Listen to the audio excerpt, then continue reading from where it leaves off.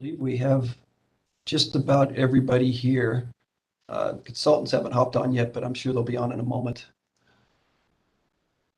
Okay, well, let's go ahead and get started a little bit. And first, I think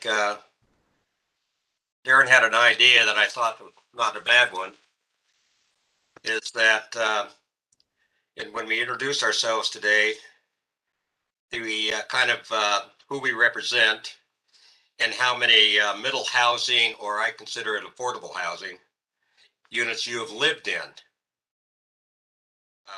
your life. This kind of may help along with the discussion a little bit. So let's go ahead and start in with that. So Charlie, you want to start it off? So, you're up there on the top. Sure, Jim. This is Charlie Matthews. I'm on the Planning Commission, and on this working group. I'm at a point where I don't remember where I've lived for the last 20 years. I've lived in this house, though, and I've had a variety of different homes all around the country, and from starter levels to accomplished houses. Roy, how about you? Hi, everybody. Roy Bielostowski from the City Council. I'm 22 years old, and I've lived in this house in West Linn for my whole life, except for a couple years in Hillsborough. So I have not lived in any affordable, or I don't think my house would be considered affordable housing. But I'm still interested in helping get some of that in West Linn. So thank you. Next. It's Greg Deloreto. I represent the Transportation Commission.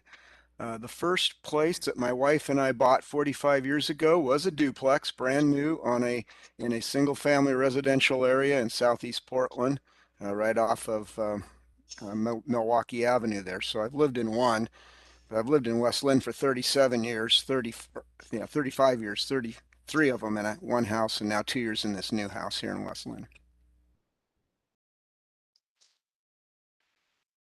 Let's go down the list. Shannon, do you want to go on next?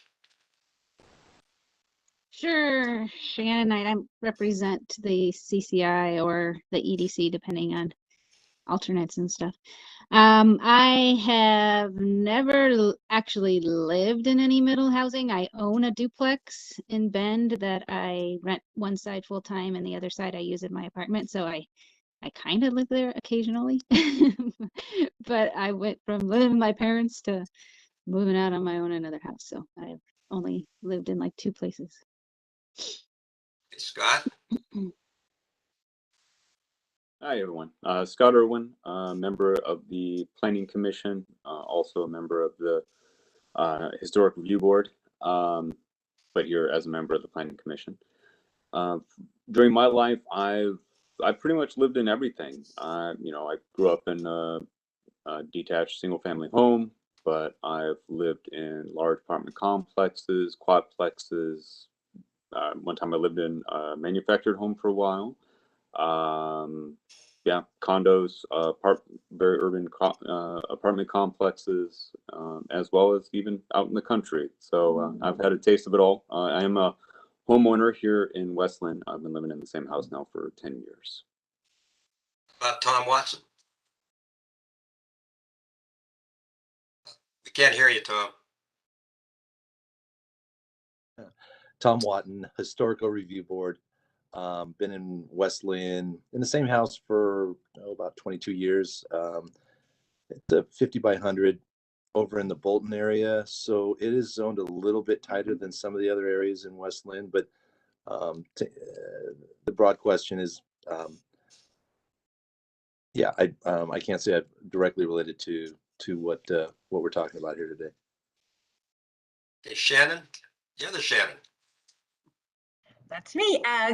Shannon Eilis, I didn't hear the question. Is it where have you ever lived in an affordable or a middle housing units in your life? Yes, I have the homes I have owned were detached homes, but as certainly in college and my early years of married life, I lived in many apartments, condos, duplexes, townhomes. And as a realtor, I certainly am helping clients buy all of the above. So, and I am on the, I'm here representing the Westland EDC as well as Westland Alliance. Okay, how about Greg? You ran, Greg? I think I'm the only Greg. I went earlier. Okay, that's right. Yeah. Okay. About Kim Bree? Kim Bria, I'm representing the Sustainability Advisory Board, and I have kind of like Scott. I've lived in all the above. I grew up in a house in the middle of rural farm country in Wisconsin, and the first home I purchased was a mobile home in 1971, Flamingo, in a park in Wilsonville, and it no longer exists because it was developed. So I recognize when affordable housing goes away, and we've had that happen in West Linn. I've lived in fourplexes, I've lived with roommates, and I've lived in my current home, which would be considered a starter home, and I've owned it long enough that it's my downsized home without having to move. Darren? Yes, Darren Wise, Planning Manager, City of West Linn.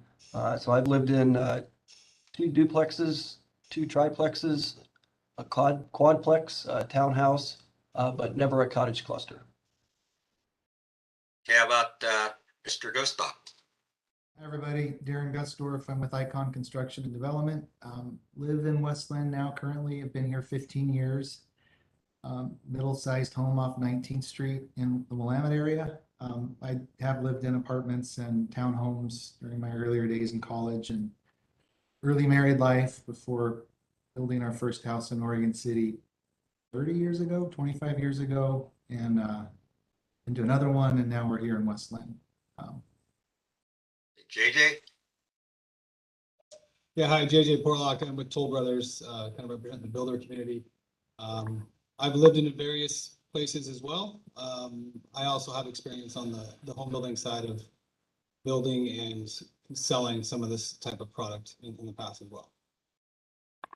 I'm Jim Farrell, and I'm representing the community at large. I have lived in on Pimlico Terrace in a condo over there for a few years after I left Wilsonville. So I have a little experience with them. And who am I missing? I'm missing the consultants. You missed me as well, Jim. What, who did I miss? Dan Tidrow. Dan, how did I miss you, Dan? Well, there you are. Okay. Sorry, Dan. Go for it. No worries. My name's Dan Tidrow. Here I represent the CCI, and I guess the real world, I'm a consultant in the construction industry. In terms of middle housing, I could say I lived my entire professional life in middle housing until I moved to West Linn, and got a house, and then rented a house, and was able to buy the house across the street, which I never thought I'd be able to do. So kind of a interesting journey. Okay, how about our consultants? Oh, wait a minute. Somebody else just showed up. Go, Carrie. Carrie, do you hear us? I don't think she hears us. Carrie Pellet? Okay, how about the consultants?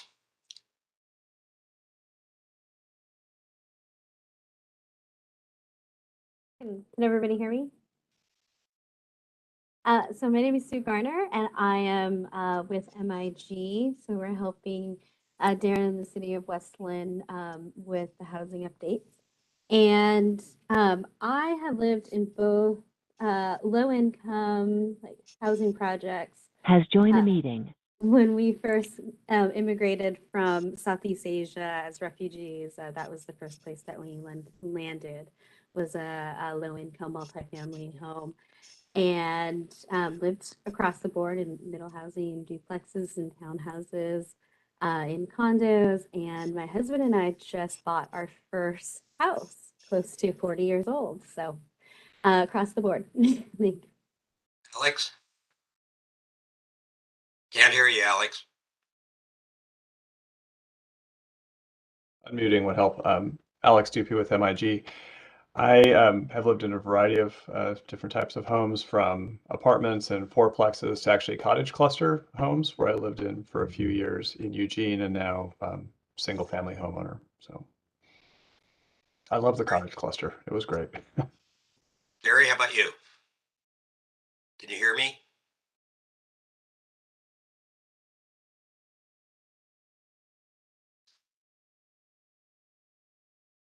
Don't hear you. How about now? Can you hear me now? Yep. I'm so technology challenged today, you guys. I can't even. Anyway, okay, so are we just telling folks what kind of housing we've lived in, or? Yeah, what kind of middle housing or affordable housing you've lived in? You know, apartments and homes. I've always been able to buy a home at an affordable time and price. So. Lynn, do you want to chime in?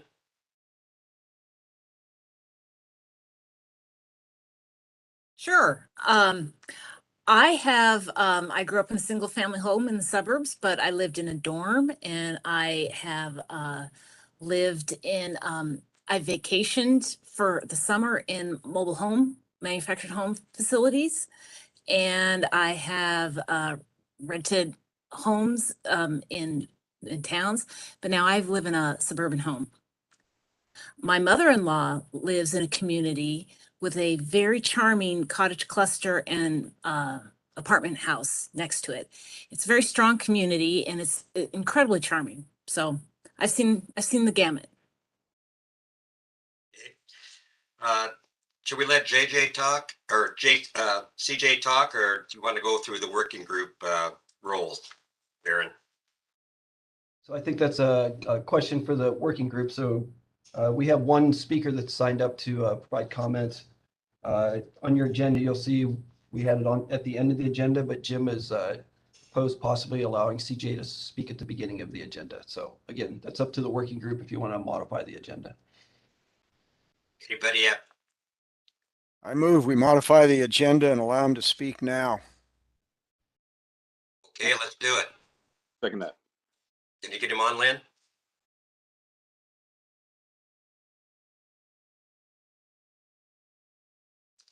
Yeah, let me work on that. Is he? I don't see that he's. I don't see that he's on. Okay, well, when he comes on, let us know and we'll let him speak then if that works. Does anyone else see that he's on? I don't see him on either. So let's go ahead, Darren, and let's put out what you consider to be the role of the working group.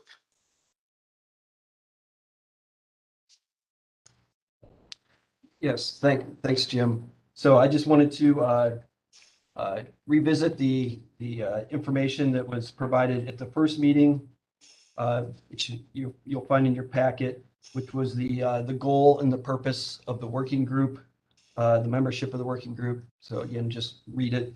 The goal established by the City Council, 2022 working group will recommend a code amendment package for each of the three projects. House Bill 2001 implementation, 2 clear and objective standards for housing, and 3 Chapter 96 street improvement construction. And then the purpose was the 2022 working group provide input on the 3 projects by reviewing, discussing, and revising the draft code amendment packages. The group will meet monthly, addressing House Bill 2001 implementation first, and then followed by Chapter 96 and clear and objective standards last. So I just think it's a good idea to revisit the goal and purpose of the working group. And then the second component of this agenda item was the meeting guidelines. So again, these are in your packet. At the last meeting, the meeting guidelines were introduced to the group. 2 small changes were made at the last meeting. So I just wanted to bring it back to the group to have one final look at. Those 2 changes were getting the materials out by the Wednesday prior to the meeting, which we accomplished this time.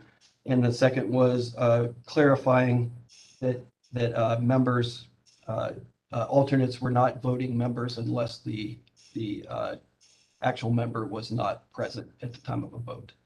So those were the 2 changes. So I will allow the group to have a discussion whether that's all the changes want to be made or if there's anything else to add to the meeting guidelines.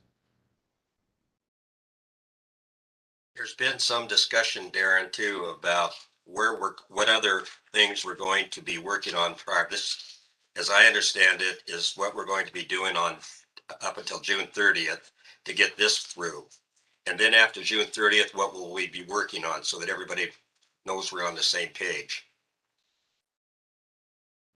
Yes, absolutely. So in the first meeting packet for last month, I'm scrolling through it here too. There was a tentative schedule. I think I can bring it up if I could share my screen.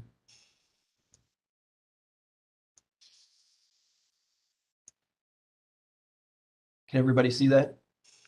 Yeah. Yeah, so this was the tentative schedule. So again, the first 4 meetings are proposed to be centered on House Bill 2001 implementation, with the next meeting again following up on the conversation we're going to have later today, and then the April meeting where you'll actually make the recommendation that will move on to the Planning Commission and Council. Then the May and June meetings will be focused on the Chapter 96 improvements. Chapter 96 being when street improvements are required as part of a development proposal. Again, we'll have two meetings to get through that process. And then the last 2 meetings in July and August will be focused on the clear and objective standards for housing revisions or code amendments. Again, we have a consultant team that's working through an audit. They actually completed the audit, and now they're working to translate that audit into actual code amendments. So that will be ready by the time we get around to the July meeting, July and August. So that's the schedule and the scope of what the working group is going to be concentrating on. Hey, do we have any questions or anybody want to add to that?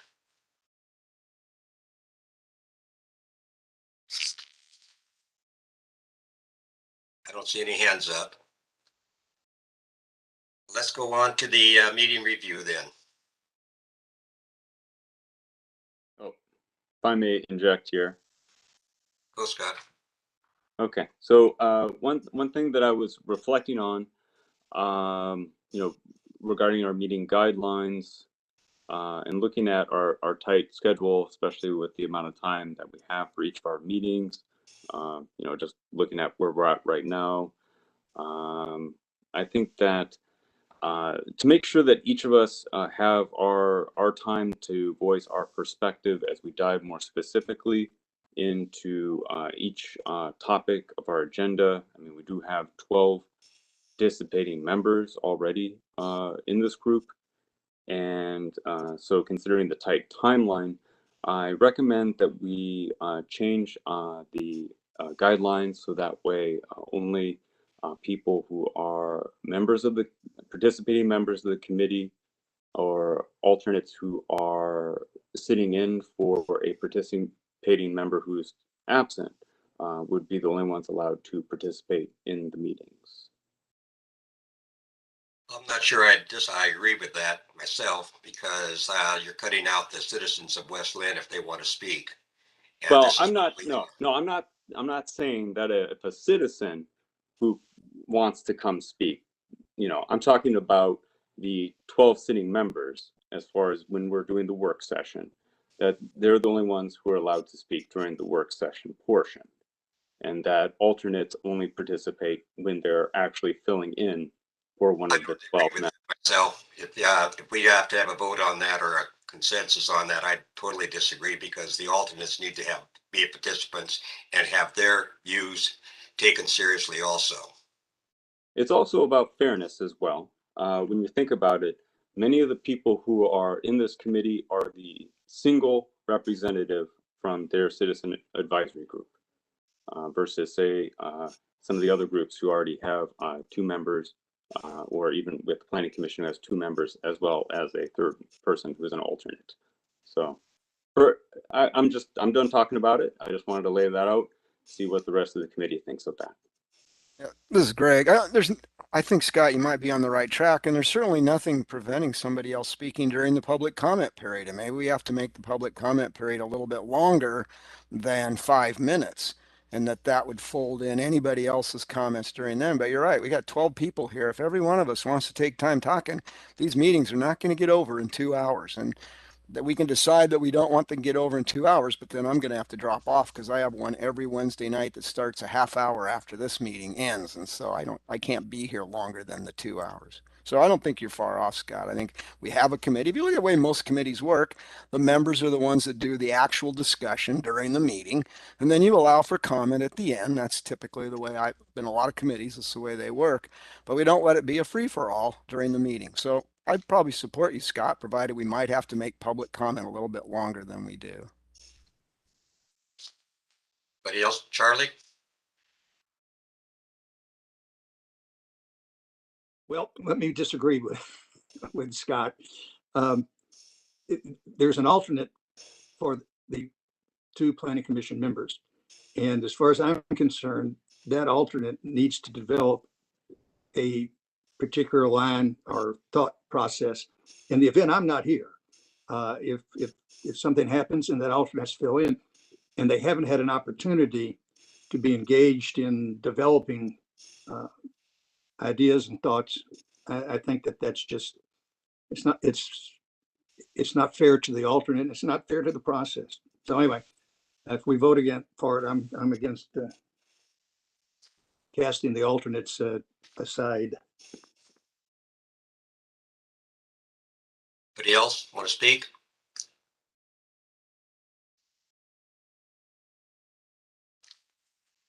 Well, we only have one alternate who would actually, well, you have a Vicki Olson also, who isn't on with us tonight.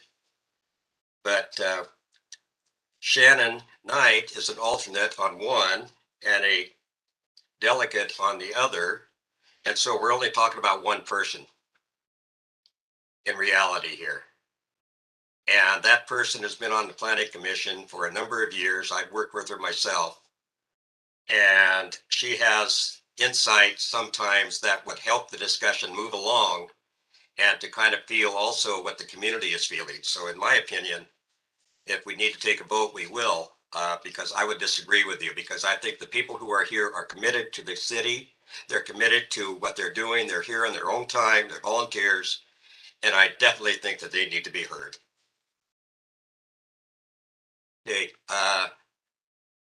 Alex? Not being a member of the committee, typically an alternate can attend a meeting, like just what I've worked with in other jurisdictions. Typically an alternate can attend a meeting. If the primary person is there, they would be the vote. If we did come down to a vote, if that primary person is not there, then the alternate would be there for the vote. But that vote is only there if they are in that primary position. So typically the alternate can always attend and listen, but the vote would come to the primary person there. They would be sitting in for if they're not available to attend. So that's typically how they are. So you have one vote per role of the organization. That's how similar processes have worked in other spaces. So just kind of throwing that out there for the group, if that were how you would want to do that. Okay, should we take a consensus or do you want to vote? Wasted a lot of time here on this. Whoa, I disagree. I disagree that we wasted a lot of time. If that's the way we're going to approach it, we're all going to go away from this thing very frustrated. When somebody has a position, we need to discuss it, and it isn't a waste of time. I think that's rather Good point. quite wrong. I'll give you that point. Anybody else want to chime in? Let's take a quick vote then. Apparently we're going to vote, or do we want a consensus of this? Anybody? Nobody's made a motion, so without a motion, we can't vote. So That's true. Okay. Well, I definitely don't want to create a position of contention. I just wanted to throw that out there for everyone to consider for the balance of perspectives during the committee discussions. I guess if we're ever in a position where someone is taking a lot of time and the conversation is getting pinched, then we can address it at that time. I'm fine with that. let's go ahead and move on. Meeting review. All right, so I'll take this one, Jim. So I've got a very short little presentation just to give you some visuals to again recap.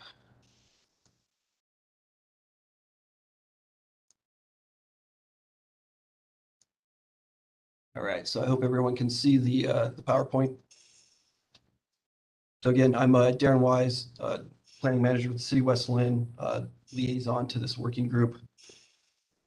So again, just for a quick recap of meeting number 1, wanted to remind everyone what House Bill 2001 is. So again, it was passed by the legislature in 2019. It's known as the Middle Housing Bill or the Housing Options or Choices Bill. It was intended to create opportunities for a variety of different housing types in what are currently single-family detached neighborhoods.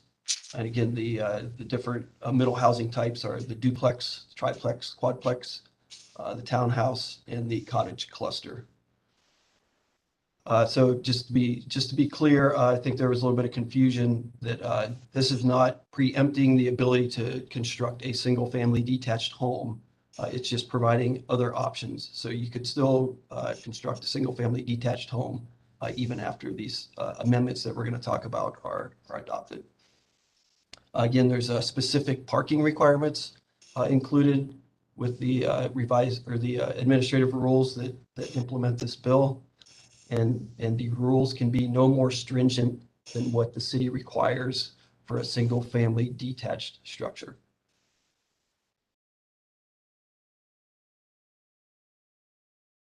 So at the last meeting, we recapped about phase 1, which took place from October of 2020 to June 2021.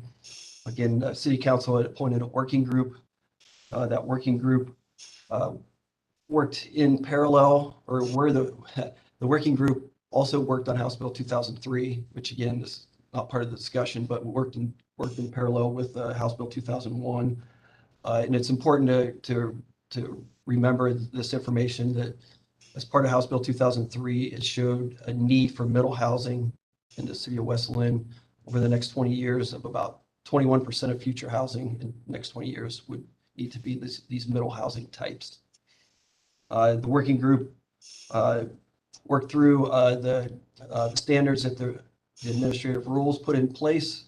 And as part of their discussions, they identified some policy questions that needed answered by the community. And then the outcome of that phase 1 process. And again, our consultant team of Alex and Sue were involved. The outcome was a de minimis code package. So it was code amendments that would meet the minimum requirements of the administrative rules. And again, just a fun fact, out of the House Bill 2003 efforts, the current housing stock in the city of West Linn is 84% single family, 8% multifamily, and 8% of these middle housing types. And again, the projected need is 21% of our future need over the next 20 years to be middle housing types. So this House Bill 2001 discussion and the code amendment package is very important to getting those housing types constructed and the needs met in the future. So after phase 1, again, the working group of phase 1 identified 9 policy questions that needed to be taken out to the community and get some answers in order to move forward on what the ultimate code amendment package would be. Betty at the last meeting ran through the different policy questions. I've got them here on the screen. We took these out to the community last fall. Attended a number of neighborhood association meetings, some civic organizations, and there was also a survey that was online, a self-selecting survey that 722 community members filled out.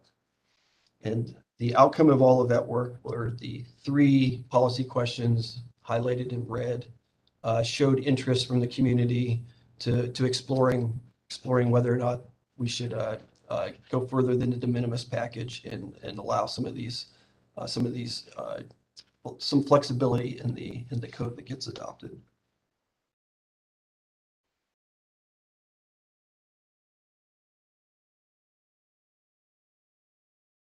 So if you think back to the last meeting, there was the code amendment crosswalk that was presented by Sue. And a lot of work was done by the consultant team on this. And again, the crosswalk, if you can think back or if you have it in front of you, laid out the minimum requirements of the administrative rules, what the model code that was created by the state would allow, and then the policy context behind the policy questions that we were asking, the public input we heard, and then a recommendation on whether what we called allow versus encourage. Allow would just be meeting the minimum standards. And then encourage would be going above the minimum standards and actually adding some additional flexibility into the code. And again, that was based on the policy questions, and specifically those 3 policy questions about allowing detached duplexes that showed support from the community, increasing maximum lot coverage for higher density zones, increasing maximum FAR in higher density zones, and then also possibly reducing front or rear yard setbacks in those higher density zones. So then the last thing that occurred at the previous meeting was at the very end of the meeting, Alex introduced the code concepts from phase 1. He just quickly shared his screen and walked through the ideas behind them. And again, the consultant team has expanded those code concepts for this second meeting, and they were a part of your packet. So hopefully everyone got a chance to review those and are ready to discuss. So that's just a quick recap of meeting number 1. So hopefully we can all remain on the same page moving forward. And with that, I will entertain any questions about the recap of meeting number 1 if anyone has any.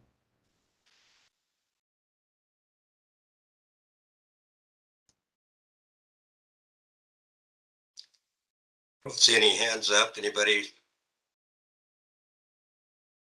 missing here? Okay. I got a question for you, Darren, on the next one. When you have a group discussion, what's going on of the coach? I'm sure a lot of us have made notes going through here on different redlined changes to the code. How do you want to handle that?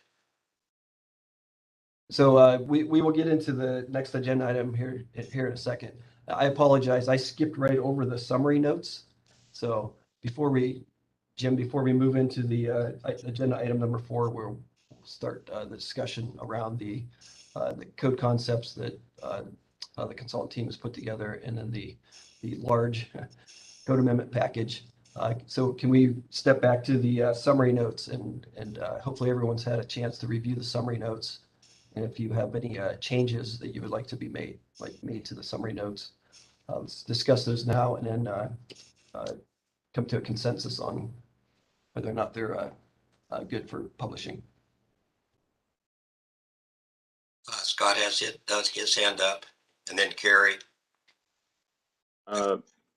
Yeah, I mean, well, one thing with I'm sorry if this is, looking at the minutes, it was noted that I said 7% of the population responded to the survey, and I think the math was 3%. So I just wanted that edit on the minutes there. Thank you. Okay, Carrie. Yeah, along the same lines, Darren, and I don't have them sitting in front of me, but you had a comment about wanted tree code and charging stations included in a code discussion. That's not quite accurate. The tree code I definitely thought was part of this discussion but we were moving that to a different, to the clear and objective standards. But the comment about the charging station, what I had said was, it was an opportunity to reach out to the advisory groups for things that they might think are important to add to the code. And I use that as an example. That actually came from the Sustainability Committee. And it wasn't necessarily something I personally felt had to be in there. So if you could just amend that to reflect that, that'd be great. Can I interject, Jim? Okay, who's up? Lynn? Yeah, who? Oh, Kim, yeah, or Lynn, go. Lynn. In order to make changes to the minutes, I need specific language to cut and replace.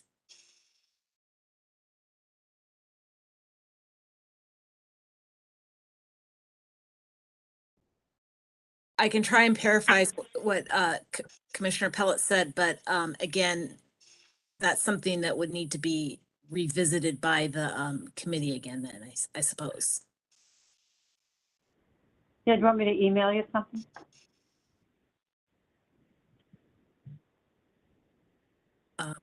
Yeah, so I think the purpose is to clarify things, and then the group agree that the clarification is fine, and then Lynn can make those changes. So it sounds like Scott wanted to clarify that it wasn't 7%, it's 3%, and then Carrie, you want to clarify that you were just using examples to add to the scope of work for House Bill 2001. Example of reaching out to the other citizen advisory groups for things that they might want to include in future code updates. And obviously this would be something, I mean, just as an aside, that would be more appropriate for the clean objective standards. But that's what I was intending from that exchange. Do Okay. you have an objection? Seeing none, let's go ahead and move on. So I think we need to have a consensus from the group that those changes are fine, and then we should move on after that. Well, that's what I said. Anybody have an objection? If they don't have an objection, raise your hand now. See, no one objections. Does that work? Yep, that's good. Okay. All right, let's go on to the next part. Darren?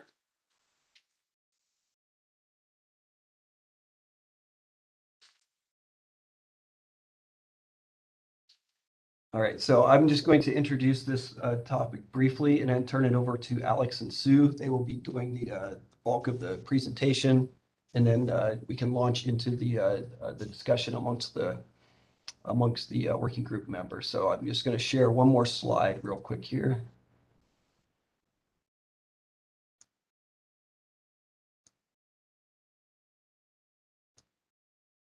Okay. All right, so just wanted to go over the materials that you were provided in your packet, and hopefully, again, everyone had a chance to read the materials and contemplate them. So there were existing middle housing types in West Linn, photographs with corresponding lot size, lot coverage, and floor to area ratios in the packet. So hopefully those were helpful to get a sense of what exists in West Linn already, how the size of the structure corresponds to the size of the lot, and then starting to think about, there was a lot of discussion around impacts to the existing neighborhoods at the last meeting. So hopefully this gives you a better visual and a better understanding of what types of middle housing has been built in the community in the past. Again, the consultant team did a fantastic job of updating the code concept illustrations. Again, Alex shared at the end of the last meeting the code concepts from phase one. They've now added a lot more information to those. So I think they're very helpful to represent the different types of middle housing that could fit on different lot sizes. And again, the code concepts take into account the required setbacks, the required lot coverage, the required floor to area ratios, and then the required parking as part of House Bill 2001. And it gets into the recommendation of whether or not certain types of housing would be feasible to fit on a certain size lot. And then that directly feeds into some of our proposals on where we recommend increasing the lot coverage or the FAR for some of those higher density zones. So, and then the final component of the packet, which was the bulk of the packet, were the recommended code amendments for each of the 22 chapters that are getting touched by this process. And again, I apologize that it's such a big document, but we wanted to make sure that all of the pages of all the chapters were included. So not every page is touched, so hopefully you were able to get through it and really concentrate your focus on where we were going with the FAR and the lot coverage.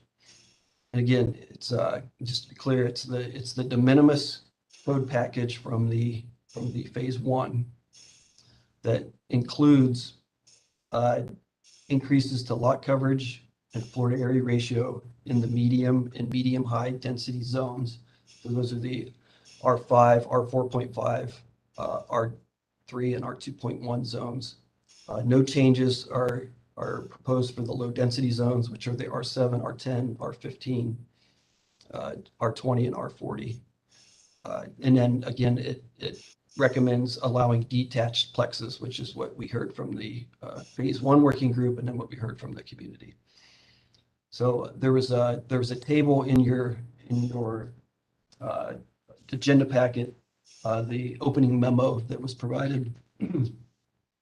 Third page of that memo, there was a table that sort of outlined the different minimum lot sizes for the different zoning areas, what the setback requirements are, which led to what the total area available to develop would be, and then how that corresponds to the lot coverage requirements, and then how that corresponds to the maximum FAR.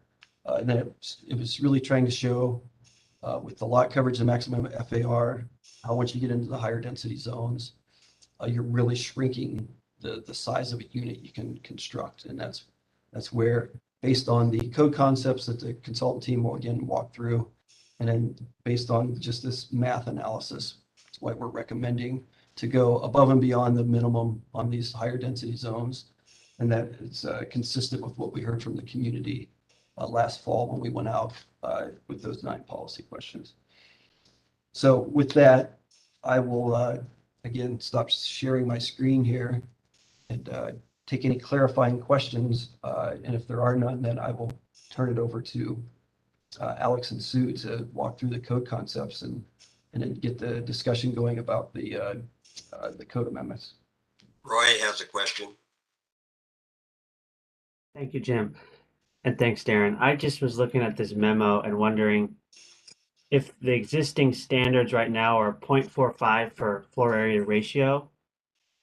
I was looking at the pictures, trying to conceptualize that in my head. And there's some townhomes that have FAR of, like, for example, 1.1 or 0.6. So how is it that some right now already have over the existing FAR number? That's a great question, Counselor. And so the way our code is set up right now, multifamily housing is defined as more than 2 attached units. So those townhomes, when they came in, were considered multifamily housing, and multifamily housing does not have a maximum FAR. It just has lot coverage requirements and then maximum density or maximum number of units. So each unit has to have a certain square footage of the property, essentially. So that's one change. That's one change that will get made through this House Bill 2001 process, is that what is typically considered, a townhouse or a single family attached structure, like is presented in that memo, those photos, will now be considered townhomes, part of the middle housing types, and middle or multifamily housing will now be 5 or more units attached on one property. So it will no longer be, separate individually owned properties considered multifamily. Shannon? What does that answer your question, Counselor? Yeah. And the only follow-up I had was, could you define what increase in the Florida area ratio would do in practice? I'm trying to wrap my head around what seems to be a complicated development topic. Yeah, so Alex and Sue will probably get into this a little further, but so for townhouses in particular, they're typically on pretty small lots, 1,500 square foot or 2,000 square foot lots, because they consume the entire width of the lot, right? And so as we were trying to do the math, again, in that table that's in your memo, when you get down to townhomes, so the administrative rules require us to allow townhomes, or we can only allow a minimum lot size on average for townhomes of 1,500 square feet. So if you're taking that into account with the front and rear yard setbacks or a street side setback, you're basically only allowing about 900 square foot of those properties to be developable. And then with a 0.45 FAR, you're only allowing a 675 square foot unit.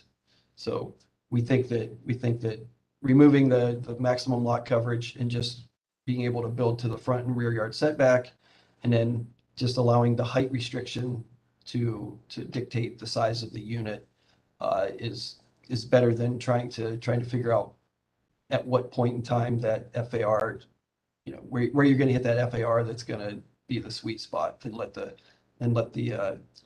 market and the demand dictate that. Shannon, yep. Are you done, Roy? Shannon? Yeah, I just wanted to make sure I understood. Is this going to apply to vacant lots only, or could someone potentially buy a single family home, raise it, and then build a duplex or triplex on that space? It would be available to either of those situations.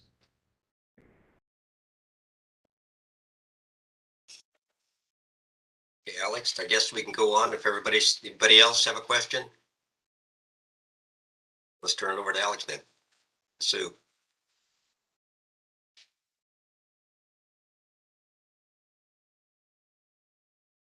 Alex, we can't hear you. You're muted again, Alex.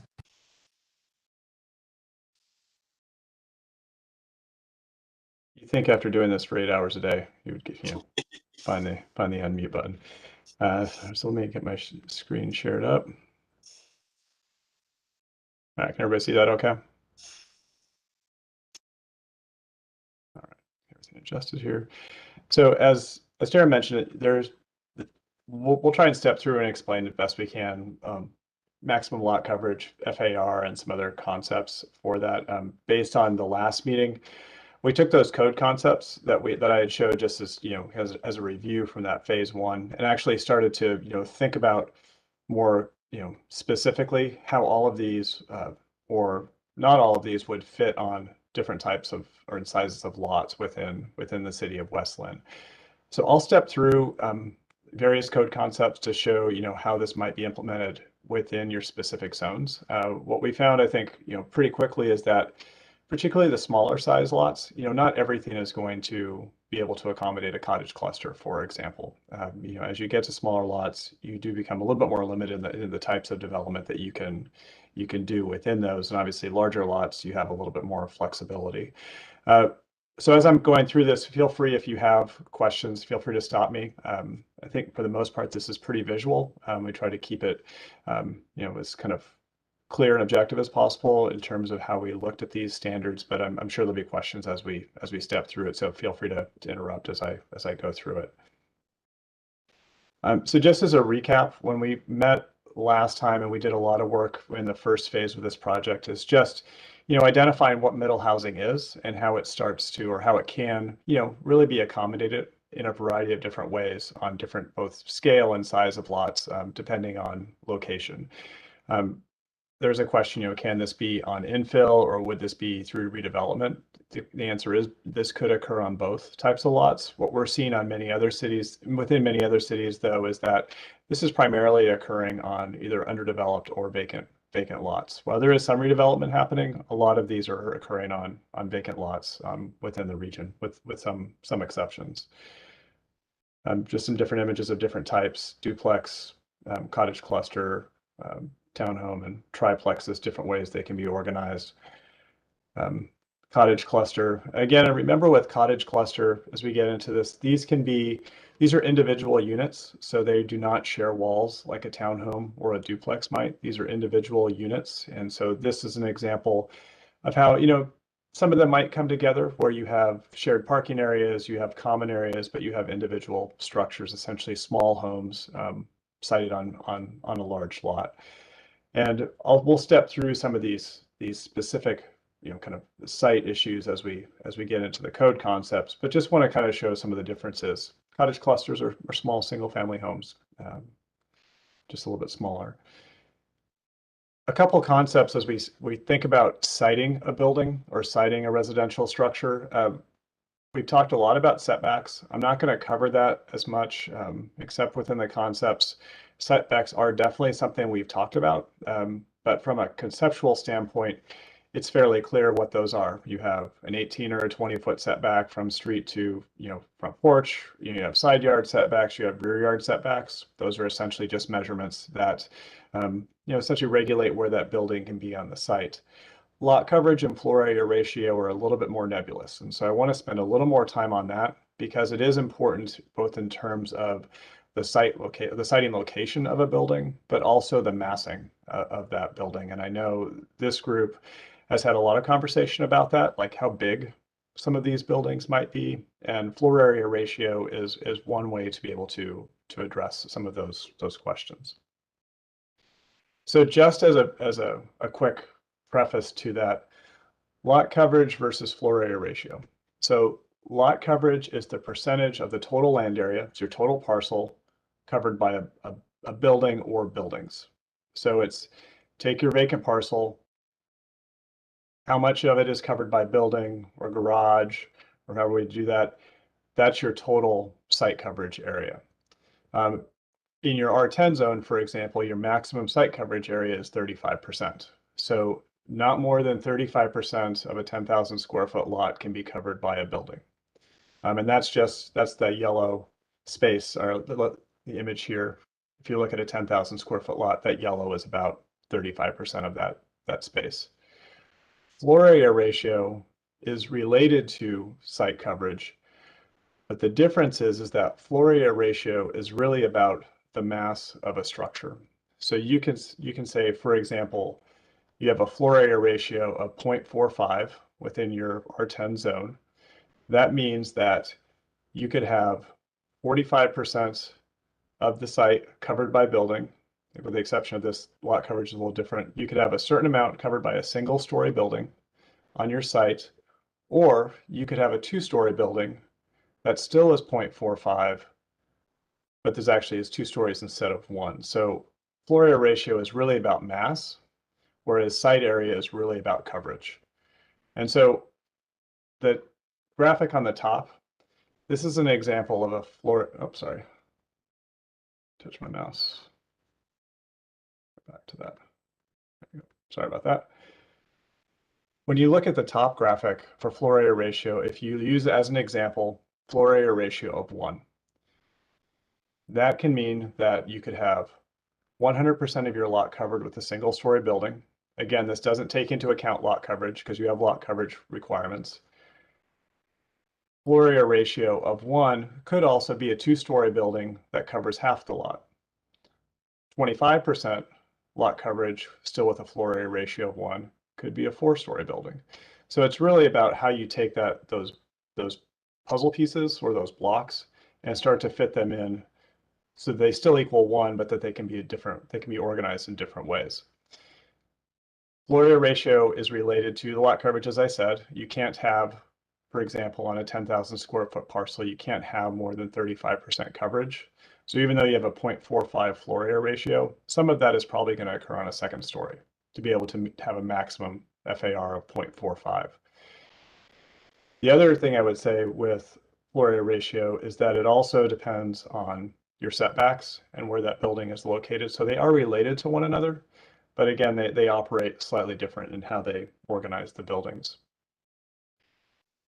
Maximum building height is also related to this. You can stack, like you could say, you know, hypothetically, what if I wanted a 10 by 10 foot building, but I wanted it 8 stories tall?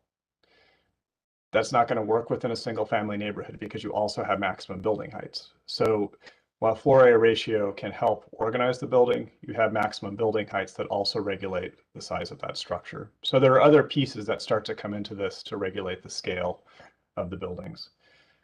So is that, in general, lot coverage versus floor area ratio? Does that, before I step through, because we're going to come back to this, so I just want to make sure that there may be questions on this, because this is usually, we usually have lots of questions about floor area ratio.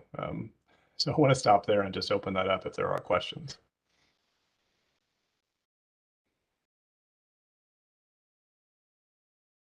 All right. Don't see any hands. All right, well, we'll keep going. So how does that apply to concepts? Apologies, I have a cat who's decided she needs attention right now. How does that apply to specific concepts within these different lots? And, you know, as we're thinking about the variety of different housing types that we've been talking about within this group, single family, duplex, triplex, quads, cluster housing, maximum lot coverage and floor area ratio become very important when we start to think about what's feasible within each of those sites, particularly for the smaller lots. So we started to look at, as an example, and this was an outcome of the last meeting, you know, really what is possible based on, you know, existing development requirements within the city, or even on some of the smaller lots, what if you started to allow a higher percentage of floor area ratio for some of these units, particularly some of the smaller ones. And what we found pretty quickly is that the blue that's shown in these areas for duplex, triplex, quad, townhome, and cottage cluster, you know, anything 7,000 or 10,000 square feet, most anything's going to fit on those sites. You know, there may be site constraints like hillside or natural areas that you may have to protect, but in general, those larger sites can support any of these uses. But when you get into the smaller lots, like the 3,000 or even the 5,000 square foot lots, then you start to become more limited in how that's organized.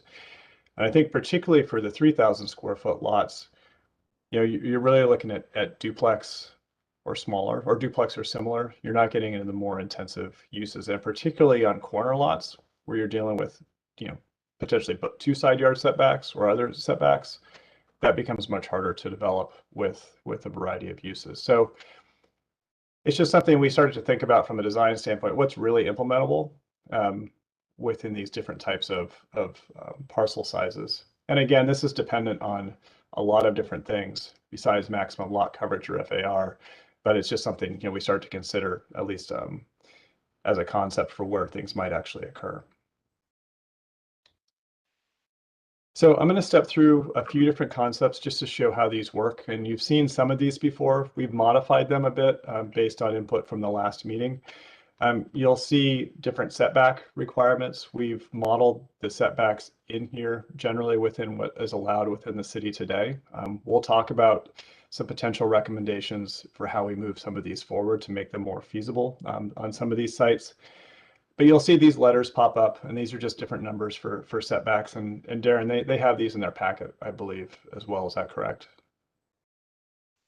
That is correct. All this information was provided in that table in the. Okay. Great, thank you. All right, so let's start with 10,000 square foot lot. Again, we looked at, this is cottage cluster, for example. You can do pretty much anything on a 10,000 square foot lot. 0.45 FAR, which is what I showed in that example, maximum lot coverage of 35%. You know, all of those things can be accommodated through common area, you know, how you allocate parking and landscaping, you know, generally able to meet setbacks for these areas. So when we look at 10,000 square foot lot, there's really, you know, there's a lot of flexibility in the types of uses that can go there. And not surprising, it's the biggest, you know, the biggest type of lot. And the larger lots, even from the 10,000 square feet, is even more flexibility. These do assume 2-story units for some of these examples. And so there's a number of different ways you could configure them, whether they're a corner or, you know, in the middle of a block. But it's really about making sure you can provide parking, make sure you have the common area, and then make sure you have, you know, enough space between buildings to meet setback requirements. 7,000 square foot lots. Also, we found that you can fit most all of the different types of uses. Cottage clusters, for example, on a 10,000 square foot lot, you might be able to fit 5 cottage clusters or cottages within a cluster. 7,000 square foot lot, it's probably more about 3, just in terms of size, because you still need to provide parking, common area, and other pieces. Townhomes also fit very well within this area, as well as duplexes and other types of uses. But I think the big difference is that from a cottage cluster standpoint, you still have those same size, but just not as many buildings within the cluster itself. Just some other examples, triplexes and quads. All of these are, most of these are, you could do them as 2-story units or 1-story units, depending on the structure. And that's really from a different, kind of development standpoint. Corner units may be easier to do single story because you have more access on both sides of the building from 2 streets as opposed to 1. Again, your site or your building heights would regulate all of that if you have a 2-story structure, but that's really not any different than a single family home that you'd see within most of West Linn. Just another example, duplexes, pretty straightforward, bigger lots, pretty easy to park, manage, or develop either mid-block or on the corners. When we get into 5,000 square foot lots, the R5, cottage clusters and quads, they become difficult to site, primarily because of parking and other open space or FAR requirements. And so this is where you start to become a little bit more limited in the types of uses that you can provide. Townhomes work very well, both corner or mid-block, as well as duplexes and triplexes. Triplexes, if they're mid-block, you may see 2-story triplexes. Again, a lot of that is about access, but corner lots are actually really flexible for the most part because you have access from both sides of the street. So if you're looking at separate access points, that's an opportunity for, having 3 doors instead of 1, or if it's a duplex, having 2 doors instead of 1. That can still function very much like or look like a single family home. So we're finding that these were pretty easy to incorporate into 5,000 square foot lot. And then finally, when you get into the 3,000 square foot lots, you're really looking at duplexes and triplexes, smaller units. Again, these start to fit okay. The corner lots do become problematic because they're such small lots that it's hard to find parking or meet setback requirements. And I think that was an interesting finding from this, is where you think, well, why wouldn't a duplex or triplex work on this? It's really about those setback issues on those corners because you're dealing with it on both sides as opposed to just one. And so that's where you're finding that, those corner units are a little bit more challenging to do, particularly on those smaller lots. But you still could do it mid-block. And so they fit pretty well within that. And then they could all be parked off street, at least for these concepts. That's another option we could look at as well.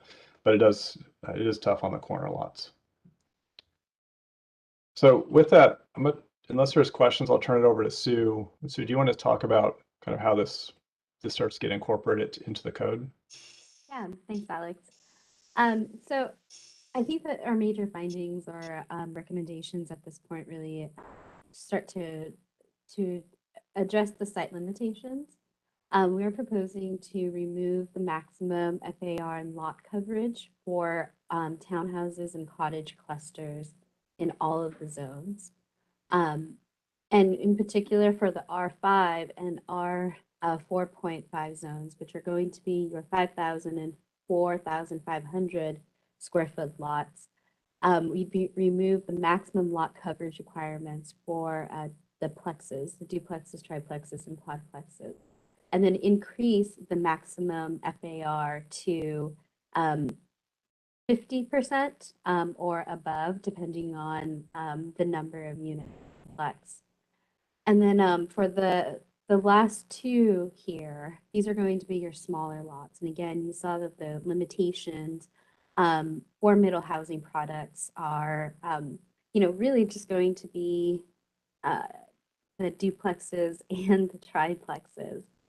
So we are proposing to increase the maximum FAR for the duplex to 70%, and then for an R 2.1 zone, increasing that FAR to 75%.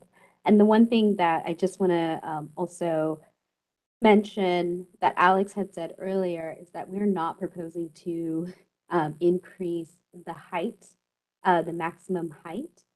So that will remain at 35 feet.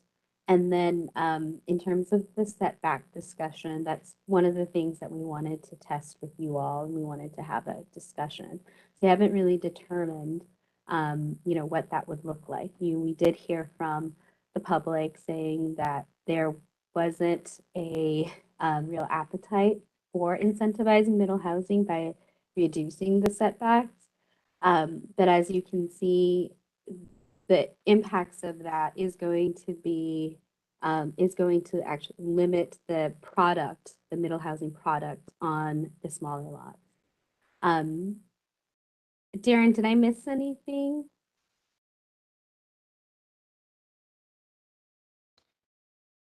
I don't think so. There's the table in your memo sort of summarizes what Sue is presenting here also. And if you want to ask questions, I'd say we can utilize that table to sort of walk you through what the thinking is. Yeah, I think the key piece, I do want to stress again, maximum height. Those are existing standards within all of your single family zones. And so that regulates current development as well too. And so when we think about infill housing or, on a vacant lot or a redeveloped lot, those standards would apply even to a single family home that came in today. So the mass and the scale, we are recommending adjustments within some of the zones, but we've heard a lot about height, both through the survey and other pieces, and we're not recommending any changes to that. And so really from a front of street view, not having that a 50-foot building, that's just not really, that wouldn't happen under the middle housing code. Your existing building heights would still regulate that scale.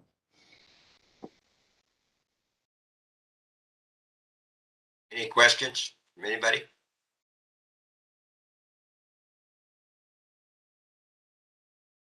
So a question here from Dan. So the Charlie had a question too. Dan, so. Forgive me. Scott Irwin has one. So go ahead, Scott. My turn. Okay, thank you very much. One thing I was looking at here, because I think a lot of us agree that West Linn is, a very strong family community. So we're looking at households that will have 3 to 5 residents. And I'm looking at some of these, especially with the R10s, the R7s, and the R5s, thinking about the FARs. And allowing those to go up, and I see how with the R5s is a good example where you say 0.5 for duplexes, 0.55 for triplexes. So that way you're able to get a little bit more square footage. But of course, for an R5, 1,250 square feet, that'd be quite a pinch for a family. And then when we look at something like an R7, and you think, wow, if we could just move that FAR up a little bit for a duplex, or looking at the FAR going up in an R10 for a triplex, just giving that extra few hundred square feet total, then it's like, wow, we could really create some quality family housing. And so I would just like to throw it out there that we as a group would consider allowing those bumps to happen as well over the minimus idea. Thank you. Yeah, Scott, and that's a great comment. I think actually a question with that too. And so when we look at middle housing, it's providing more diverse choices in terms of housing. So we could be talking about families. We also heard from the first survey during phase 1 is aging in place. And so, kids move out, you don't want as large of a place. And we actually heard, there were a number of survey respondents that talked about, I love West Linn, but I don't want this enormous house with this big backyard. I want, I want something different where I can still stay in the community. So I think that's part of this as well too. And also, people want to stay in West Linn when they get right out of high school or college. So what are those options? So there's the family home, and then there's also the people who are single couples or small family. So it's a more of a broad range of housing options. Okay, Dan, then Shannon afterward, I believe want to speak. And Charlie, I think you had a comment too. So okay. Thank you. Just to clarify with that code with the cottage cluster saying that's removing the FAR requirements. I mean, I just kind of want to clarify, does that mean that it can be effectively fence line to fence line with cottage clusters? No, so and Sue, you can jump into FAR is just about mass and bulk. Okay. There's still setback requirements from the street or sight lines, or not sight lines, built fence lines. So FAR is really more about mass. That doesn't necessarily account for the setback itself. Sue, is that, would you add anything to that, or? Yeah, I correct, Alex. And then there's also the OARs. They are pretty specific in the development standards for cottage clusters. So even if you're removing the FAR, the maximum building footprint of the cottage cluster is still 900 square feet. Okay. Okay, Shannon, Thank you. and I think, did Charlie have something after that? I can't unmute. Yeah, so Oh, did that work? am I understanding correctly that the whole point of expanding the FAR is to be able to put more housing in a similar spot? Won't that kind of cause this crowding? That I know people, at least the people I talk to, do not want several homes crowded into a small space. Sue, do you want to start with that, or? Right. I'm gonna let you go first. Okay. So there's two pieces to it. So maximum lot coverage could include a number of different buildings. So if you had cottage cluster and you had a maximum lot coverage of X, you would still likely need to meet, and this is where we're starting to think about how the code would align. You would still need to meet that maximum lot coverage requirement. So to answer your first question, yes, you might be able to provide more housing on a site in a single family area because you would allow duplex, triplex, quads, or cottage clusters. But the second piece with FAR, again, FAR is really about massing. So it's part of the equation, which is building height, setbacks, and then maximum lot coverage as a part of that. So, you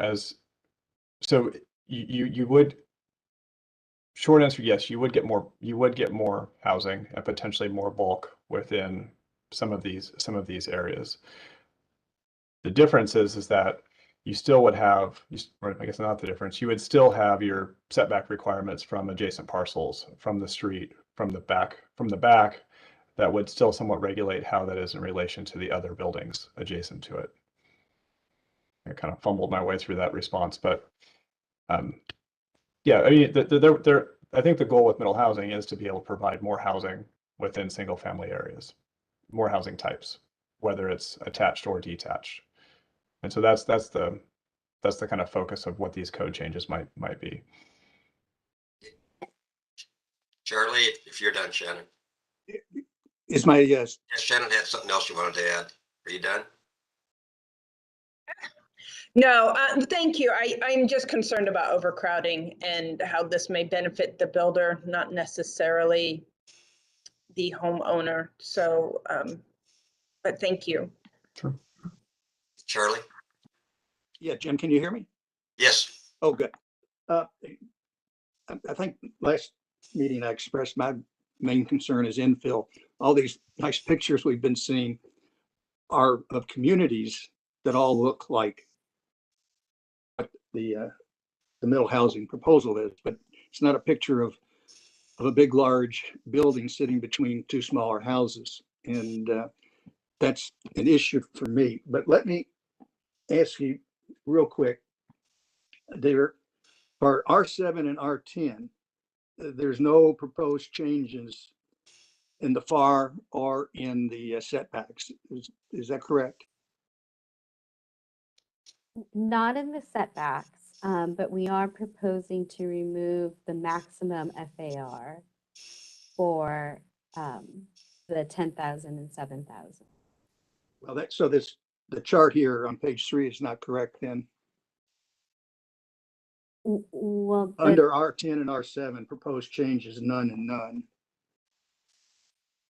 So Sue, I'll jump in here. So yeah, for the R10 and the R7, we are not recommending increasing FAR lot coverage. It's just when you get down to the R5, R4.5, and the smaller lots where we're recommending it. Okay, so the FAR and the setbacks aren't changing. And Darren and I had a conversation, and I don't know if I'm going to put this to him now, but let me ask the professionals too. All of you are professionals, by the way. On the setback changes in R5 all the way down, what do we lose? What does the community? For some reason, these setbacks were established 20 years ago, 30 years ago. What were they for? To save trees, to increase the length of driveways. These aren't mandated by the House Bill 2001. This is something we're going to do. And I guess I want to know what we're giving up. What is the reason to have a setback to begin with? All right, I'll tackle this, Alex and Sue, and then weigh in as you see fit. So first of all, we're not recommending reducing setbacks. So if there's 20-foot front yard setbacks, 20-foot rear yard setbacks, we're not proposing to change any of that. What we're proposing to change is the maximum lot coverage. And again, on the R5, so if you have that table in your memo in front of you. I do. If you look at the R5 zone, and again, sorry if this wasn't entirely clear, but if you go from the left, R5, minimum lot size 5,000, the required setbacks, that means there's a total area available to build upon of 2,400 square feet when you account for those setbacks. So a little less than half of the lot is available to put a building on. With the 40% lot coverage currently in place, that reduces that 2,400 square feet available down to 2,000 square feet available. And then of course, then you have the FARs that limits the size of the structure itself. So what we're proposing is to allow that extra 400 square feet from the 2,000 square feet, which is the 40% maximum lot coverage, just allow it to go to the setbacks, which are 20-foot front and rear, 5 foot on the sides, or if you're on a street side, then that increases to 15 feet. So you're actually losing some more space to build upon. But so you would be gaining an extra 400 square feet in order to site the structure. And as Alex walked through the code concepts, that could be important depending on whether it's a mid-block versus a corner lot, how you access the site, how you park the site. And it's not a giant increase. I can't do the math off the top of my head right now, but I'm guessing it's like a 15% increase in the lot coverage. Okay. Our 4.5, same thing. You would be going from 1,800 square feet allowed for lot coverage right now to be able to bump that up to 2,100 square feet, which is still less than half of what the lot size is. So we're not proposing to reduce the setbacks, just allow the building to be built to the setbacks. Okay, and thank you for that. I did misunderstand that. So all the setbacks remain the same as currently in our code, except where the proposal here would be to have the FAR change to allow a certain degree larger building. I guess to a degree, my question still is out there. What are we losing other than, I don't guess there's an aesthetics issues here, or maybe nothing. Maybe they just pulled these numbers out of the air to begin with, but I was just curious if there is something specific that as a planning manager or planning experts if there's some reason that larger setbacks add to public safety, public health, trees, environment, whatever. Yes. Yeah, so the setbacks are common in all communities. There's typically a setback, it has to do, I'm not an expert. Alex and Sue might have more information. They've worked in many more communities than I have, but typically it was to do with, fire response, having yards available to the homeowners. And again, we're not proposing to remove those or limit or reduce those setbacks, sorry. Again, unless this working group wants to entertain that discussion, then, we'll listen and. No, I understand that, but by increasing the FAR, you're taking up more property. And I know you're not changing the setbacks, but anyway. So again, as Alex went through that presentation, so the FAR might just allow a little bit more building, maybe a little more height, but we still would not allow the city would not allow the building to go above the maximum height of a single family detached home. So it's just providing a little more flexibility to allow to see if the market would actually allow this type of construction to happen on smaller lots. As Alex pointed out, it's pretty clear that it can happen on the R7 and R10 lots. These smaller lots, whether or not, the flexibility would provide that opportunity. Thanks, Darren. Roy, I believe you're next. Got you, Scott. Roy. Thank you. Yeah, thanks, Jim. And I want to thank Shannon for bringing up the concern about crowding. I also share the same concern. I think a lot of people are concerned that you could have a single family home in a neighborhood torn down and put in a bunch of homes, which maybe that's possible. A bunch of cottages or something along those lines that crowd up the one property. And I guess that's what what this could be doing. But my question is around the proposed changes. I'm not an expert in this field, so I was just wondering if Darren or the consultants could say why they chose the numbers that they did theoretically, in terms of like how you got 0.5 FAR change or 0.55 for triplex, etc. And is that the minimum requirements? Are there advantages to going over that, the numbers you've proposed? Or, just why did you propose those numbers? All right, that's a great question. I can take that because I'm the one that proposed them to Alex. So great question, Counselor. So if you look at the under the max FAR in that table for the R10 and the R7, what I did was simply tried to take the R5, R4.5, and R3 and R2.1 to increase it just a little bit to get those numbers closer to the numbers that would be allowed in the R10 and the R7. So for instance, in the R7, you could have you'd have two 1,500 square foot duplexes.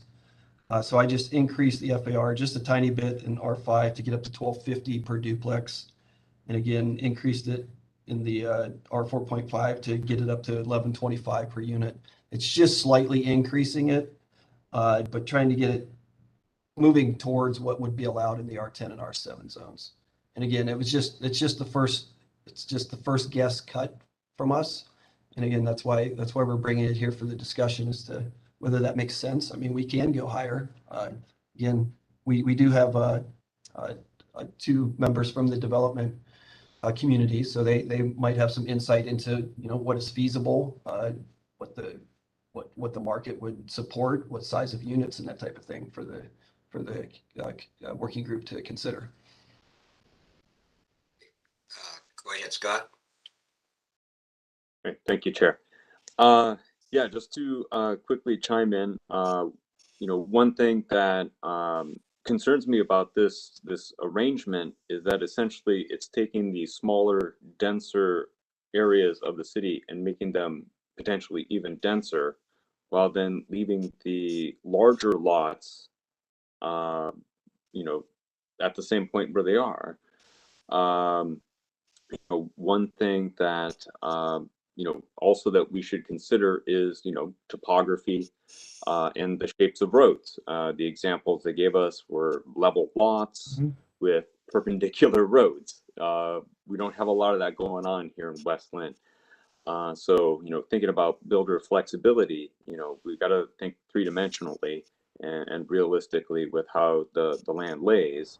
And also think about where the demand is, because I personally know many families that are looking for housing and they want that good 2,000 2,500 square foot place to raise their family and still have a decent yard, and those options really don't exist, and those can come in the R10 and R7 areas. Thank you, Scott, for that. I think the amendments to the code don't preclude developing a single family home that's 2,000 or 2,500 square feet. So these changes wouldn't preclude any development of that type of use that you're asking about. I think talking about making more housing available overall while still, okay, so I'm not saying it's precluding, I'm talking about being more inclusive. More housing that is adequate for families in West Linn, where everyone still gets a nice yard, where everyone still has enough space. That's what I'm talking about. So the question to you then, so are you asking, so for those larger lots, those 7 and those 10,000 square foot lots, are you saying increase, like what we were proposing with smaller lots, increasing FAR to allow those development types to occur? Are you saying to do that as well with the larger lots, so that there would be? I want to clarify. So I think this is an important point, but I want to make sure I'm hearing what you're saying. Yeah, no, and like you said, of course, there's there'll be older citizens who want to stay here but don't still have to maintain a large home, and so they want to move maybe into a duplex in an R4.5, and they only need 1,000 square feet or whatever. That's fine. But then there are families that also are trying to own a home, want to raise a family here, and there's no housing available, and they want to have that good sized home in, say, an R7 and R10, and be able to have that 5,000 square foot FAR. So I'm just saying that create create more housing for them as well, because I don't think they're really being considered here in this scheme. And I'm not trying to speak more positively, inclusively, not exclusively here. No, and I want to make sure. So for those larger lots, be able to provide those single family homes with the backyards, in addition to be able to provide some of these other types of units that are not detached per se. Is that so? It's like have the backyard with the larger house. People are that's in demand. Like a duplex, so the FAR is 4.5 on an R10 for a single home. So then if there's like a detached duplex, then say, well, for you guys, the FAR is 0.5 or 0.55. So that way they can get just that little bump in square footage. Or for a triplex, say a triplex, then gets the 0.6 FAR. So then they can get up to that 1,700 plus square feet, which I think we can all agree, 1,700, that's about as tight as a lot of us would want to have a family raised in. So that's the type of stuff that I'm talking about, is this incentive, like down here in the R4.5, the R5, where the FAR is incrementally going up from duplex, triplex, quadplex, to do the same thing in the R10, R7. No, that's great. Thank you. Appreciate the clarification. Thank you. Okay, I think JJ had something, and then Carrie. Just two things. I think it's worth noting, in my experience, and Alex probably could speak to this, FAR isn't in every single jurisdiction. In fact, most jurisdictions I've worked in do not have FAR at all. So massing and size of homes is usually controlled by lot coverage and setbacks, not FAR. So I will say I think Charlie asked the question, why do we have it? The city of West Linn and some other jurisdictions choose to put it in to, control really large homes from a square footage basis, right? Not from a lot coverage basis, but from a square foot basis. So I don't know why West Linn did that whenever they did, but I would say it's more uncommon than common to have FAR in a municipality. So for everybody's benefit on that. Secondly, I think the question on the size, Darren bumped it on the R5 from 1125 to 1250. I gotta be honest, it feels a little arbitrary.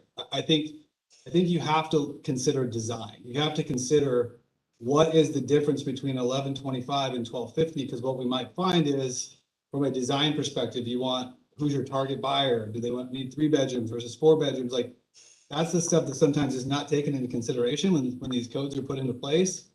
And quite frankly, maybe we would find that the 1125 is just fine because what we're looking for, that extra 125 square feet doesn't really do any good because it doesn't get you that other bedroom or whatever. So again, I don't know how much we can digest that as far as product, but I think it's something to consider on what we're actually trying to accomplish and what kind of housing we're trying to bring in here. And JJ, that's a great point on FAR. You are correct. I mean, there are some jurisdictions that use FAR in residential areas. You often more see it in commercial areas, retail, downtown, more urban scale where you do have large mass that you're dealing with. That is, to the group. I mean, FAR is not required within your code for residential, for middle housing or for any housing. So that's a much bigger move, but that is, JJ, to your point, it's not something that's in every jurisdiction. West Linn just happens to have it, and I don't know the history of when it came in. So. Okay, Carrie, then Roy. Thank you. Yeah, this is an interesting conversation. Personally, I would discourage anything more than a duplex in those smaller density zones. I'm not sure why we are trying to put a fourplex in an R3. I think that doesn't make really any sense to me. If we're going to densify, it should probably be more in the larger lots. Then to speak to Scott's point, if you look at, correct me if I'm wrong, but I believe the development going into Salamo now is a R7. And there's a very large houses on those lots.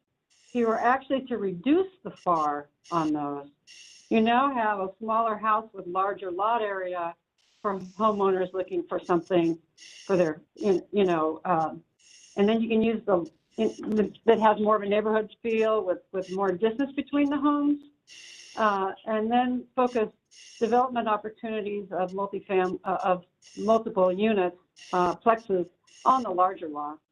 If we're looking at a 20-year time span for 200 and some plex units, I think we probably could do that. Larger lots and infill, but that's just a thought. And I just want to throw in there that one of the things that the OARs and HB 2001 does regulate is that you can't preclude any of these middle housing types where you do allow a detached single family house. So it will be an outright use. I think the conversation around the bulk and size is what in itself would regulate that, higher density, like the quadplexes going into a R3 zone. Let's face it, and, JJ or Darren would be able to correct me on this, but if you're going to put those units on a 3,000 square foot lot with the setbacks that are currently in existence right now, you're probably going to get a house or a unit that is or 500 square feet, which Yeah, isn't. if they do it at all, though, if they do it at Right, all, because right. it's almost a disincentive for a builder to do that. Right. And those kinds of laws. Right, So, and so that's the but I thing do that, understand they have to be allowed, yeah. right, right. So I think in the discussion that we're having, we want to keep in mind that it's about habitable space and what then would respond in the market, which isn't necessarily, you know, anything that we could write in or change in these code or, you know, in this update. But I just wanted to make that clear because there are very defined things in the OARs that we don't have authority over. Okay, Roy? If you're done, Carrie.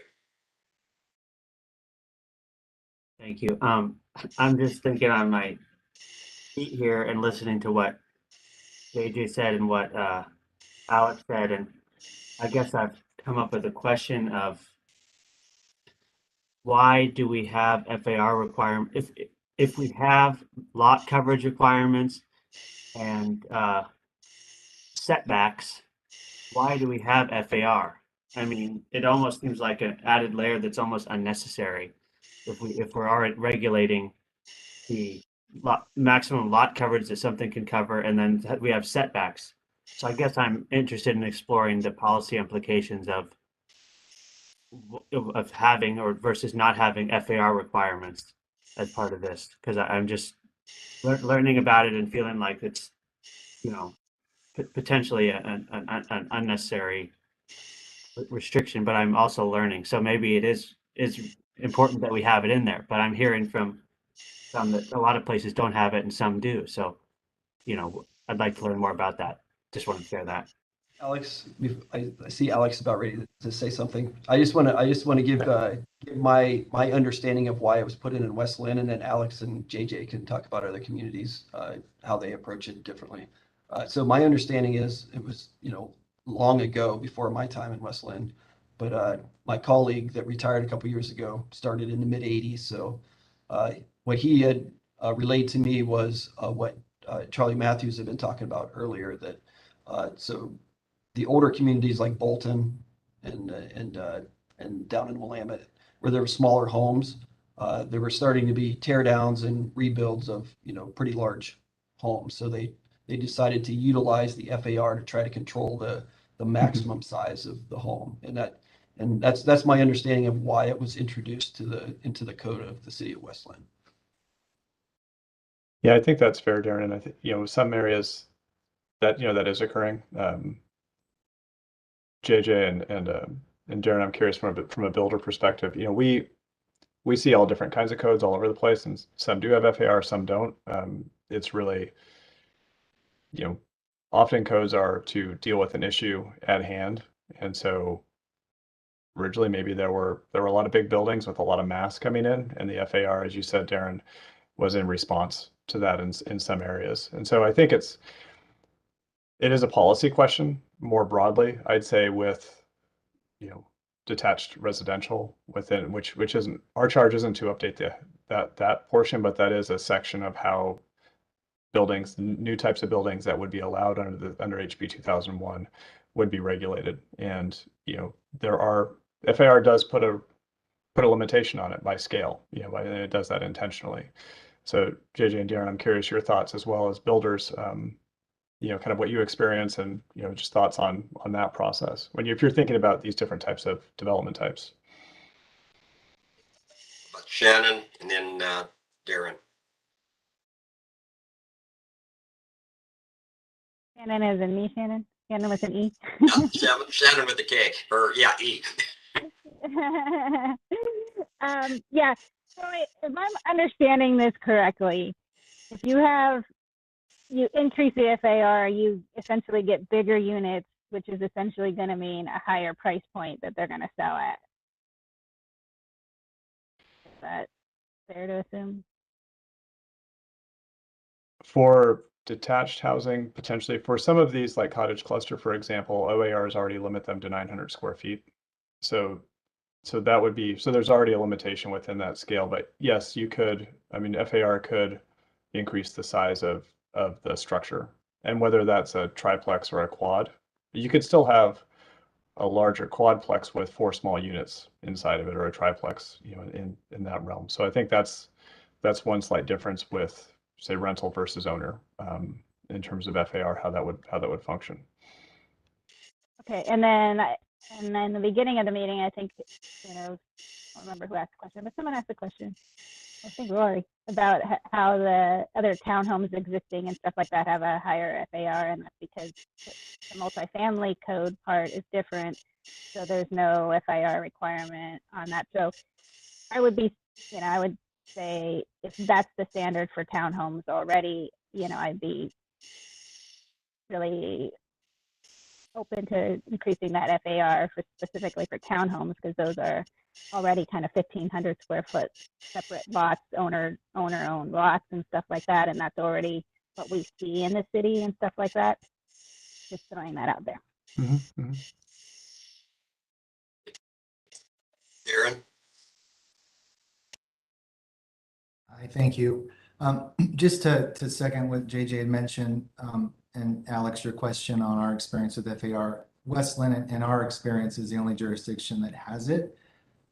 We don't build all over the metro area, but there's about 15 jurisdictions within the Portland metro area that we have built in. So it is, for us, only in West Linn. And to kind of answer Charlie's question you had with what are we giving up? And I think Darren did a good job answering, but the way I envision this, the massing, if you increase or take away FAR entirely, you've got this box that you need to fit in, which is defined by the setbacks, which don't change, or defined by the lot coverage that doesn't change. But you have the ability to increase mass, whether vertically limited, you've got a height restriction, or really in the backyard. So if you've got a lot that would allow, in these smaller cases, a 1,100 or 800 square foot with the current limitations, duplex or triplex, that's not going to attract the market. As Scott pointed out, we need to be able to build product that people are going to want to buy, that's more affordable and equitable for them to do so. So what you're giving up is maybe a little more rear yard. Your rear yard's not 40 feet. You're still within the setbacks. Maybe it's 30 feet. It's our job to cater to the consumer, meet code, but to try to build something that consumers are going to want to purchase and try to find that market with the ultimate goal of being able to build something that they can afford. So the state's done a great job of identifying some boxes for us to fall into. And I think our consultants and Darren have done a fantastic job of laying out, well, they work here and they work here, but they don't work here. How can we make them work here? So when we're looking at those smaller units, adjusting the FAR to get above a 600 square foot unit, which no builder, shouldn't say no builder, we as a builder wouldn't build for cost efficiencies and for market demand. That doesn't make sense. So we're not trying to build massive structures and take up every inch of the property, but fall within those boxes and still achieve the intent of the state,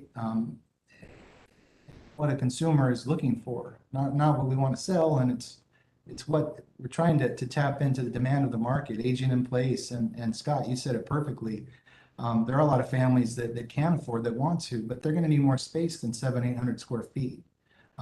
There's no intention to take a $900,000 large home in West Linn and demolish it and build a triplex. It's not economically feasible. It doesn't work. So tear downs and rebuilds, not a likely, and JJ can probably attest to this, a path that we would take. But on raw land, development land, subdivisions that you're building new, and you have these boxes that you can mold and create product for consumers in a variety, not just all duplexes and not just all triplexes, but a blend that's cohesive and works for a multi-group of people.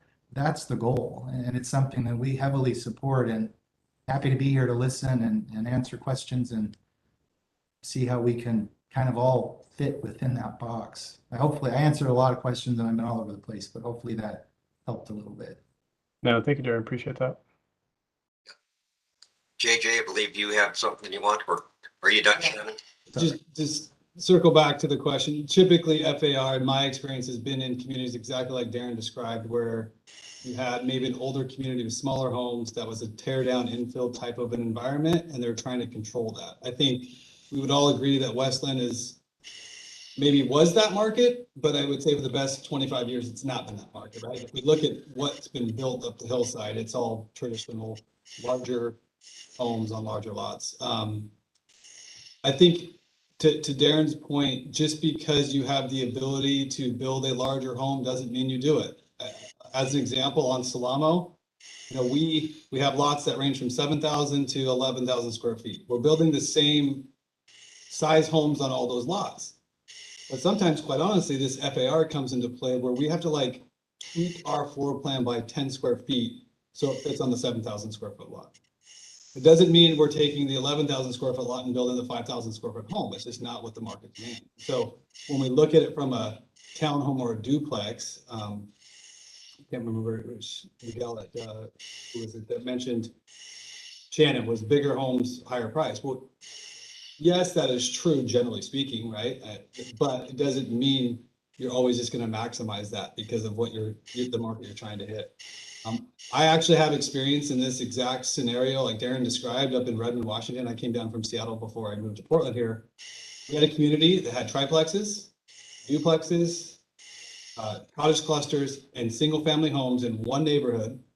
And the price points back then, this is like 8 years ago, so it's probably comparable to Portland pricing, you know, 600s to 1.1 million, all in one neighborhood. And so you get mixture, and they're nice homes. And, you know, that's the stuff I see in Westland. I think we have to be careful when we're looking at this, like Westland's decision and the builder's decision and the buyer who's going to come to Westland is still going to be looking for a specific thing.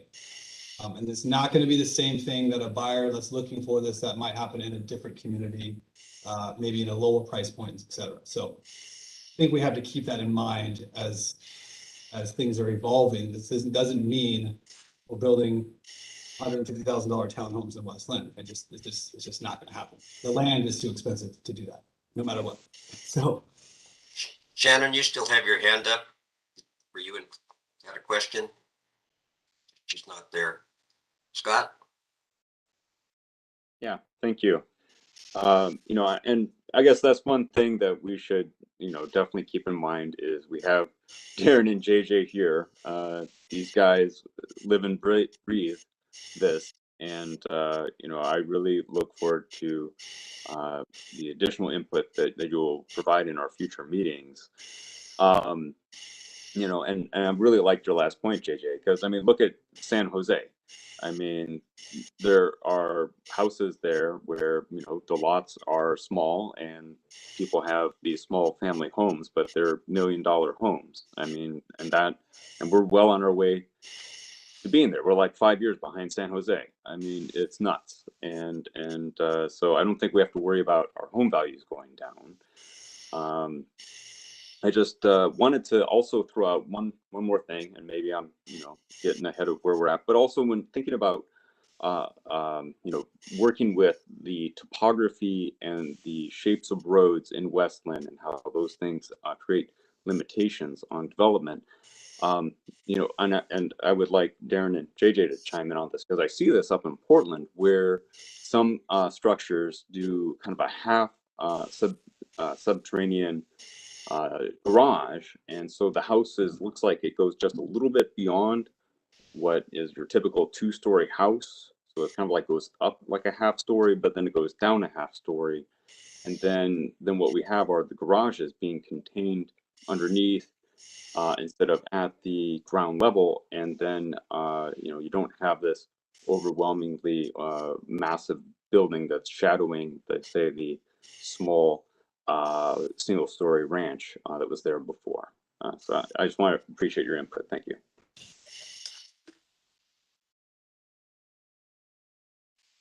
Okay. Anybody else? Darren, you still have your hand up. Just going to answer Scott's question with topography. That actually, as you pointed out, can help because your massing is now, in that case, that you used the garage under. You built some in Tanner Ridge. which allows you to go upward and create the massing in that direction, but still keep decent backyard still stay within the setbacks. But topography, I know that was a question that was brought up early, and how FAR would impact that, and maybe topography is even more restricted. That it can actually help with the way you would chain the property and shape those houses. JJ probably has some of those tougher ones in his. Yeah, I think, I don't want to disagree with Darren on this, but I think the way the FAR is written right now, if you have a daylight basement home, everybody's familiar with daylight basement homes, we have them all over West Linn. If we grade them a certain way, in other words, if we can bury that wall, that FAR does not count. I will tell you, in practice, it's very difficult to do. We do it because we're trying to get that square footage not to count towards the FAR, but it leaves a less desirable product to the consumer. So in my opinion, even with all this, if we can consider like the basement version of a home, not in our FAR calcs, you can increase these FARs or these allowable square footages and deal with the topography. I know it's not the discussion here, Darren, but like that needs to, and then Darren Weiss is I'm referring to, that's something that can be looked at in conjunction with this, because now like in the R4.5, where we have an 1,100 square foot unit, maybe that can be a 1,600 square foot unit if we can get some leeway on the basement square footage on those. Without the current code is difficult to do, and I think Darren from Icon could probably attest to that. It's difficult to sometimes bury that portion of the house, and it actually makes it less desirable product. Okay, we're at the time to move on time. So, meeting to agenda tasks, staff. Darren? Thanks. So based on the conversation today, it sounds like there were a couple of potential discussions that I think should be the primary focus at the next meeting. So one being whether or not an increase in FAR would be palatable in the R7 and R10 zones. There was a little bit of discussion around that. Then there was a discussion around whether or not the small increases in FAR in the R5 and R4.5 zones really does much. Is it necessary, or could it be increased? And then again, I think, just circling back to this lot coverage question and making sure that the no lot coverage for the R5, R4.5 zones is okay with everybody. And then again, the townhomes reducing or pretty much eliminating the FAR and the lot coverage from townhomes. And we could also, if there's concern about the size of those townhomes, we could also then limit that to a certain lot size itself. If the lot size gets over a certain point, then it has to meet a higher standard. So those are the notes I've got written down here. Did I miss anything? Carrie? Well, wait a minute, Carrie has her hand up. Yep.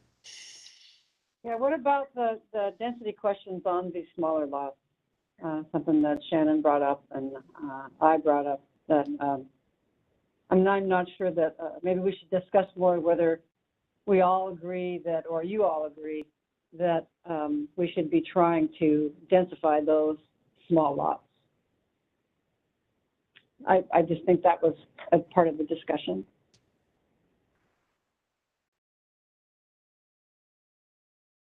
I don't hear any objection.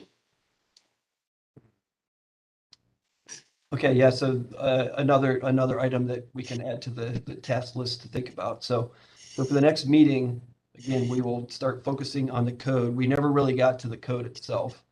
But if you've had a chance to look through it, I would recommend the first several chapters where it's actually the residential zoning chapters.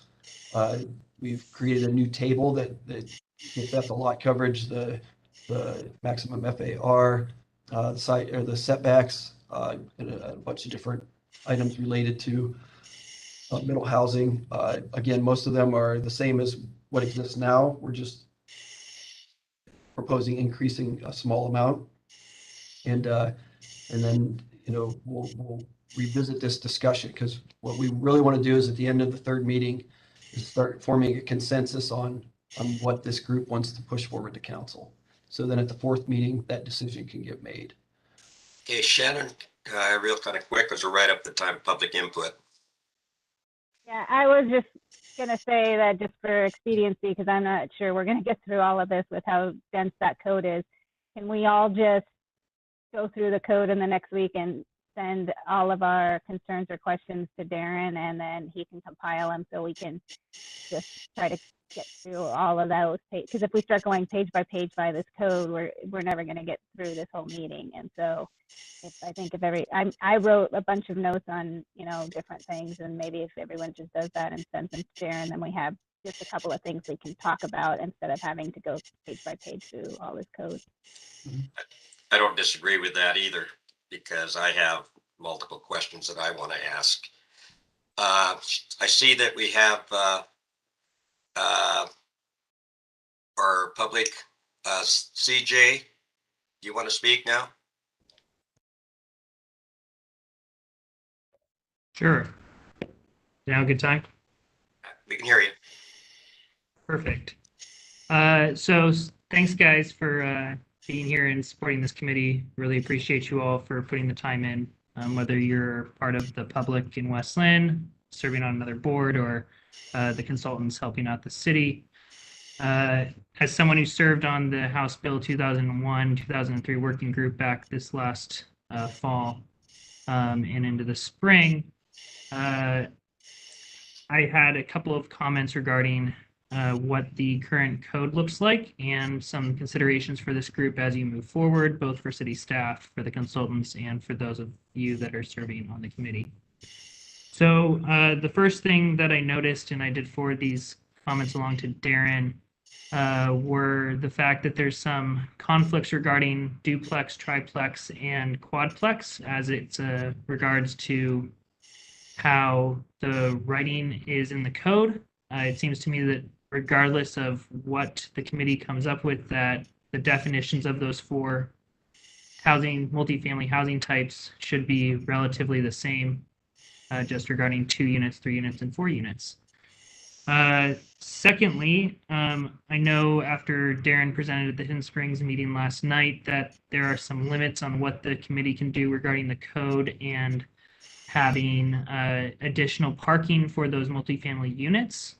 That said, it's going to be important for the city to be thinking about how they'll deal with issues regarding on-street parking when these units are built. As West Linn's a bedroom community, many people do drive. So for example, my wife and I, we live in a townhouse and we both have a car because both of us commute to work. And fortunately, we have 2 spaces with our unit, but many of the units in our complex have 1.